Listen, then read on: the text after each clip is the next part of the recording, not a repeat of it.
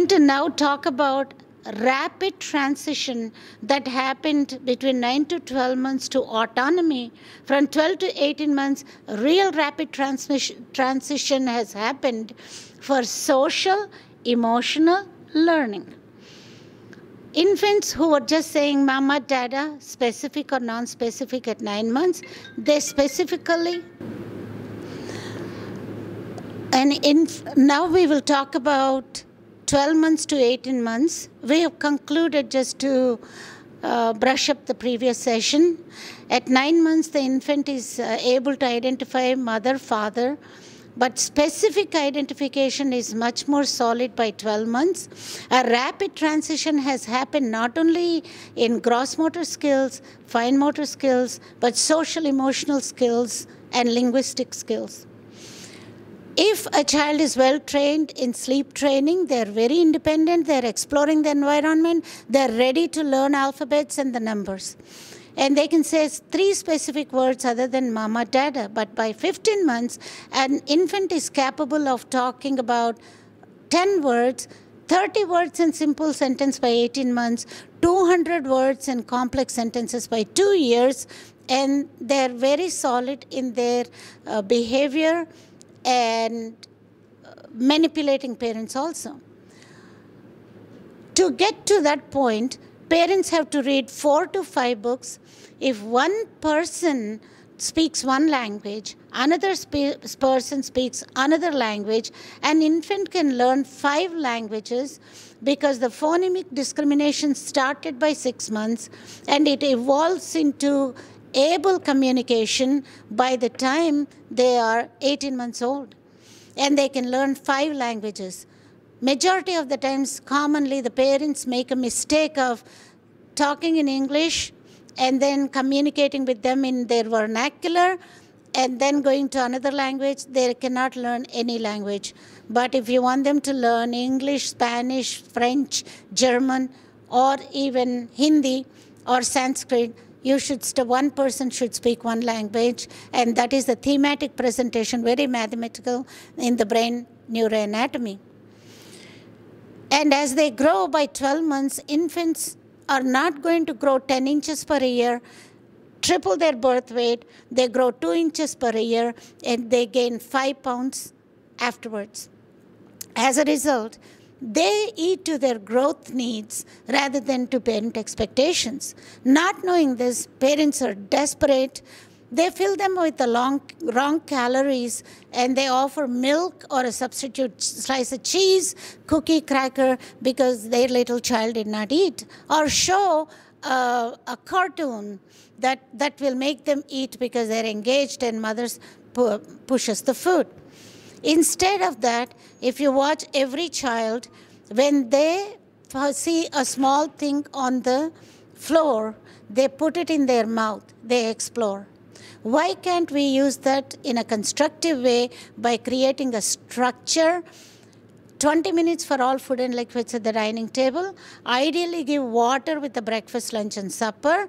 So you're not killing appetite for good food because they're going to get filled up with 1100 calories.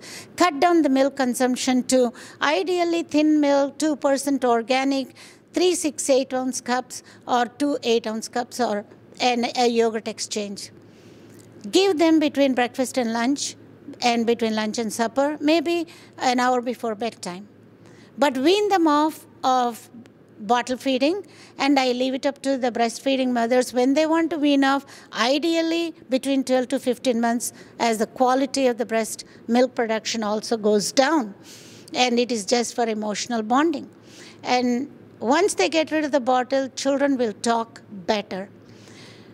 Once you create this structure and give them 20 minutes, a hungry child gobbles up all the food. If you let them finger their own food, and the sensory deprivation will not be there because what goes in the fingers goes into the mouth automatically.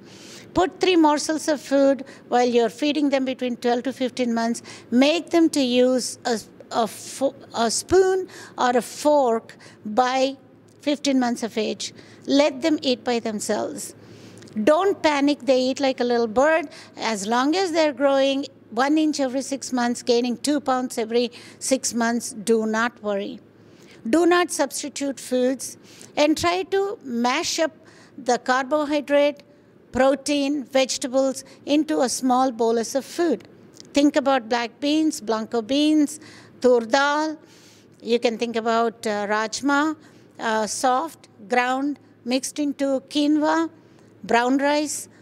That will be polycomplex carbohydrate. And quinoa has an essential property of giving 9 amino acids and tryptophan that has a calming effect on the brains and helps the dopamine and serotonin surges.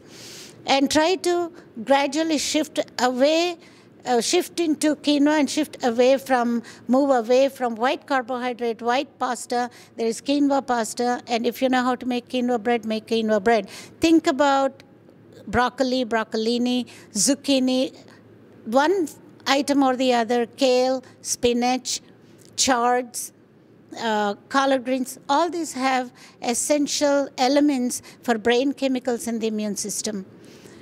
Think about little fruits rather than apples and bananas as snacks. I can promise you this much of cookie or cracker will kill appetite for the next mealtime.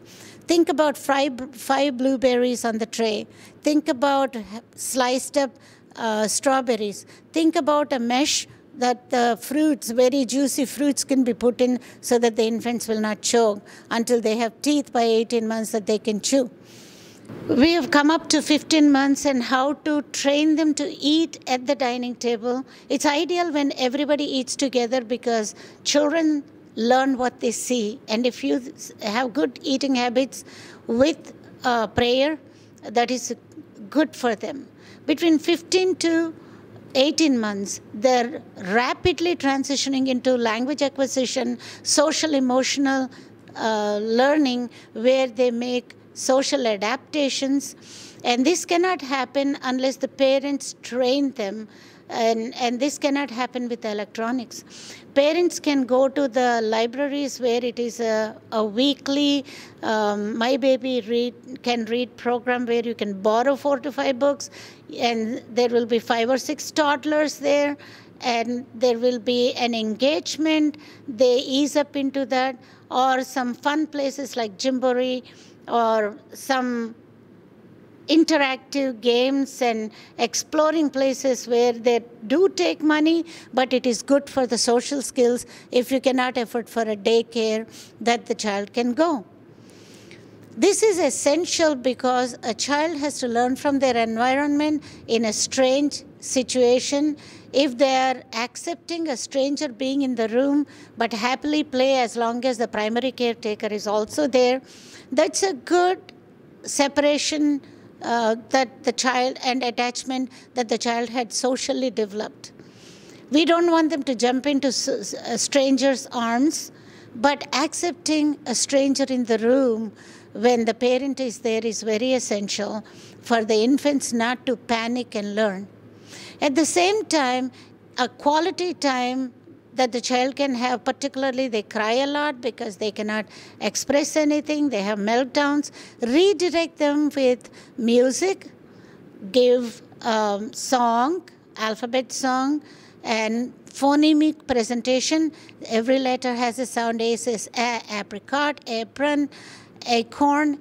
They can feel the apricot. They can feel kiwi and learn K. They can feel a ball and they learn B. This is how it becomes a unisensory amodal learning that is bound to become a strong learning pathway. If I can make anybody understand, if you're bouncing a ball, you're looking at the visual spatial reasoning, you're looking for the sound of the ball, you're looking visually for the ball, and you're coordinating with your gross motor activities.